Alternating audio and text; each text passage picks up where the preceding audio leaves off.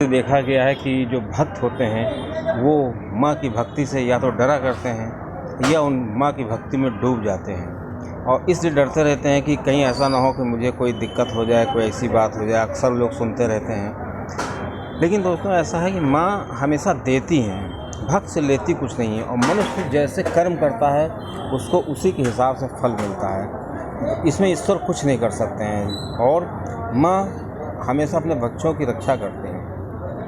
दोस्तों माँ का जो लवड़ी स्वरूप है उसको अगर ध्यान से कोई देखे, अगर भक्त अपनी भाव से देखे तो हर बार उसको नई नई परतें, नई नई बातें सीखने को मिलती हैं और उसको माँ के अंदर नई चीज़ें, नया विचार, नई सोच देखने को मिलती है। दोस्तों माँ अनंत सागर हैं। इस अनंत सागर में जितनी डुबकी आप लगाएंगे, भक्त जितनी डुबकी लगाता है उसको ज्ञान की नई नई दिशाएं, नए नए जो क्राइटेरिया हैं वो प्राप्त होते जाते हैं। अब दोस्तों आइए जानते हैं कि माँ की भक्ति करने से, काली माँ की भक्ति करने से भक्त को क्या क्या प्राप्त हो सकता है। अब दोस्तों आपको एक चीज़ बता दें, माँ अनंत हैं। माँ ने ही सारी सांसें हमको दी हैं। और दोस्तों आपको एक चीज़ बता दें, माँ से जो प्राप्त हुआ है वो सोच पर डिपेंड करता है कि हमारी सोच कैसे हैं, हमारे भाव कैसे हैं। हमारी अगर सोच सीमित होगी तो हमको माँ के द्वारा दी गई चीज़ें बहुत सीमित लगेंगी। अब दोस्तों अगर हम अपनी सोच को, भक्त अपनी सोच को इतना विस्तृत कर ले कि उसको लगे कि माँ हमको वही देंगी जो हमारे लिए उचित होगा, क्योंकि हम उतना ही देख पाते हैं जितना हमारी सोच होती है। और माँ जब देना शुरू करती हैं तो वो भक्त के तीनों जन्मों को देखती हैं कि इस भक्त ने पूर्व जन्म में क्या किया, अगले जन्म में क्या करेगा और इस जन्म में क्या करने वाला है, वो उस हिसाब से देती हैं। शायद आप मेरी बात को समझ गए होंगे कि मैं क्या कहना चाहता हूँ। दोस्तों अब दोस्तों आपको बता दें कि जो भक्त होते हैं उनको माँ हमेशा कुछ न कुछ देती है।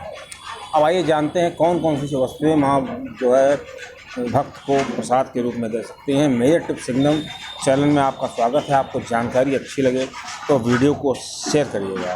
दोस्तों सबसे बड़ी चीज़ माँ के द्वारा जो बहुमूल्य चीज़ प्राप्त होती है वो है कि मनुष्य के अंदर, भक्त के अंदर जो माता की भक्ति करते हैं उनके अंदर मृत्यु का भय समाप्त हो जाता है और उसको आत्म अनुभूति की प्राप्त होती है। भक्त का आत्म सम्मान बढ़ता है और उसके अंदर ओवर कॉन्फिडेंस आ जाता है। उसको किसी से डर नहीं लगता है, भक्त निडर हो जाता है।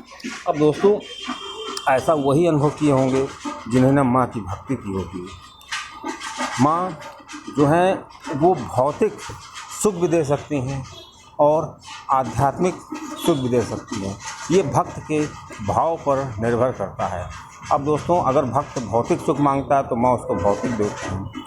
अगर भक्त ज्ञान मांगता है तो माँ उसको ज्ञान देती है। मतलब अगर भक्त आध्यात्मिक है, हमारी नज़र में भक्त को केवल माँ से ये मांगना चाहिए, ये पता करना चाहिए कि मैं कौन हूँ, मुझे इसका ज्ञान हो जाए।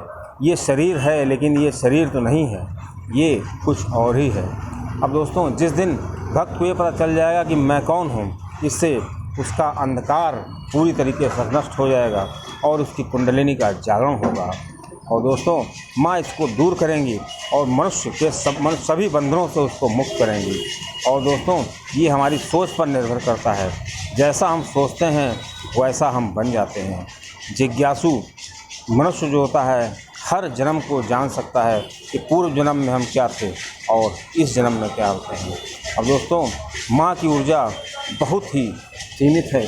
जैसे कि एक बंद कमरे में कोई बहुत ही विशाल जो पशु बंद है, उस प्रकार मनुष्य का हाल होता है।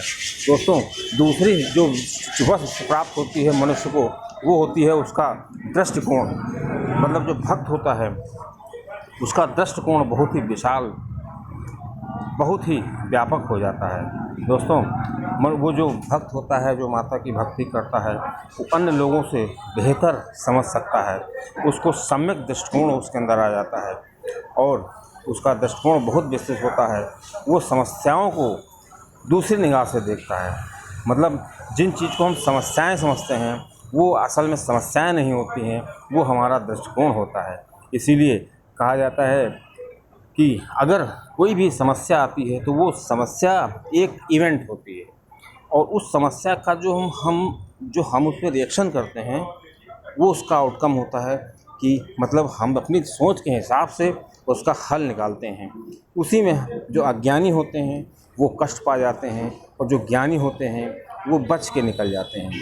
ऐसा माँ की कृपा से, माँ की ऊर्जा से होता है। अब दोस्तों ये सब डिपेंड करता है मनुष्य की समझ कैसी है।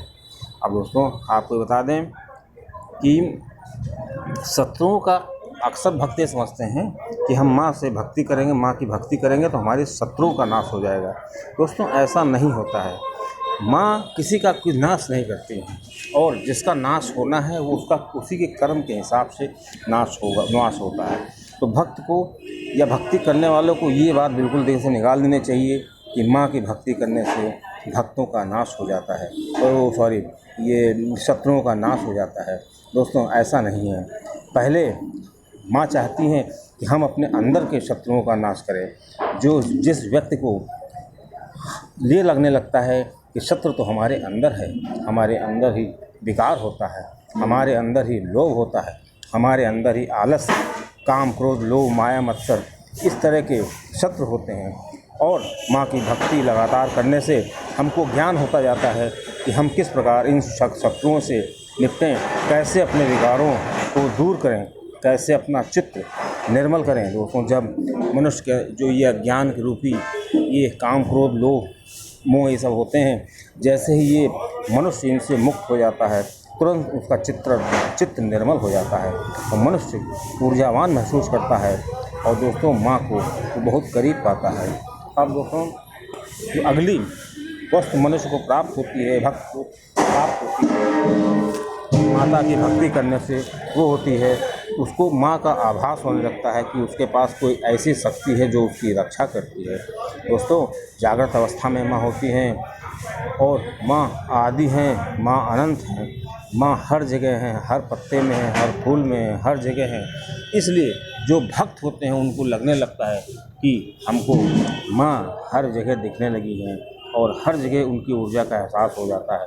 तो दोस्तों ऐसा तभी होता है, उसी भक्त को ऐसा मालूम देता है जिस भक्त को ये लगने लगता है कि माँ की ऊर्जा हर जगह है। जब माँ की कृपा प्राप्त होती है, तो माँ की कृपा तभी प्राप्त होगी जब हमारे आध्यात्मिक भाव होंगे। हम हमेशा यही चाहेंगे कि हमारे अंदर आध्यात्मिक भाव हों और हमारे विकार नष्ट हों। दोस्तों खाली एक समय ऐसा आता है कि मनुष्य दीपक जलाए या न जलाए, स्नान करे या न करे, माँ के फोटो के सामने जाए या न जाए, जाप करे या न करे, लेकिन उसके अंदर एक ऐसी स्थिति आ जाती है कि उसको हर समय माँ के दर्शन होते हैं, वो माँ का चिंतन करता है, माँ का जाप करता है। और ऐसा तभी होता है जब माँ की असीम कृपा होती है, उससे पहले ऐसे नहीं हो सकता है। और ये बहुत बड़ी उपलब्धि मनुष्य को मानना चाहिए। दोस्तों अगली जो वस्तु प्राप्त होती है वो होती है कि मनुष्य जो होता है, भक्त होता है, उसका मन हमेशा प्रसन्न रहता है। लेकिन ये बहुत आगे की चीज़ है।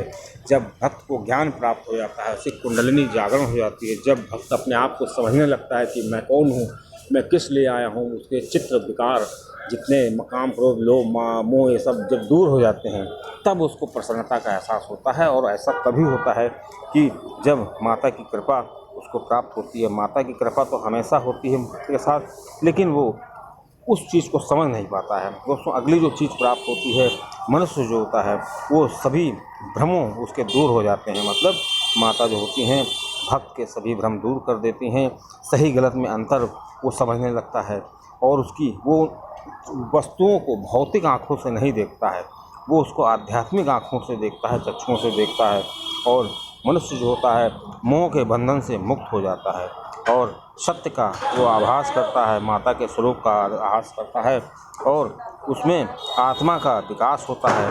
संसार एक भ्रम है उसको लगने लगता है, और सत्य की खोज में वो निकल जाता है, और सत्य की खोज करते करते एक दिन उसका अंत हो जाता है। लेकिन जब उसका अंत होता है तो उसको लगता है कि मेरा कुछ नहीं गया, क्योंकि ये सब माया लोक था।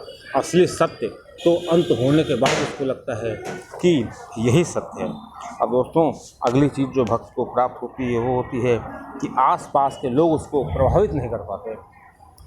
तो जो माता के भक्त होते हैं, एक बहुत ख़ास बात होती है कि वो किसी से प्रभावित नहीं होते हैं और ना वो किसी से डरते हैं। उनके अंदर किसी भी तरह का कोई भी किसी तरह वो विचलित नहीं होते हैं, उनका विचलित दृष्टिकोण नहीं होता है और माँ की कृपा उनको बांधा नहीं जा सकता है।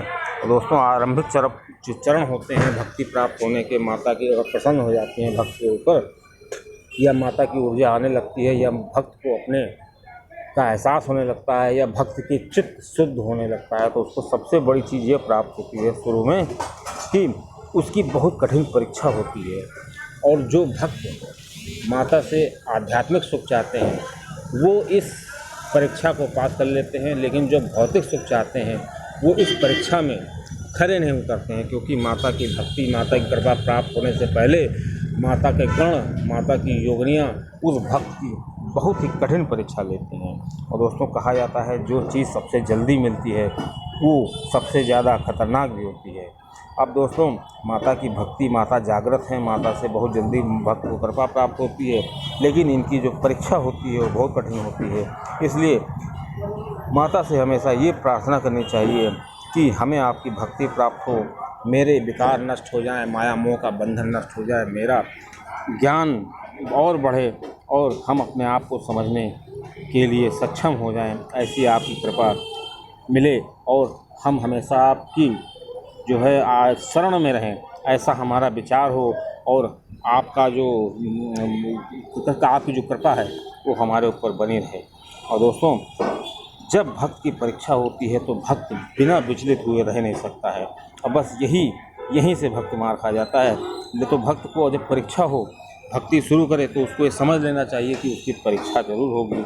और दोस्तों, माँ जो होती हैं मोक्ष और भोग दोनों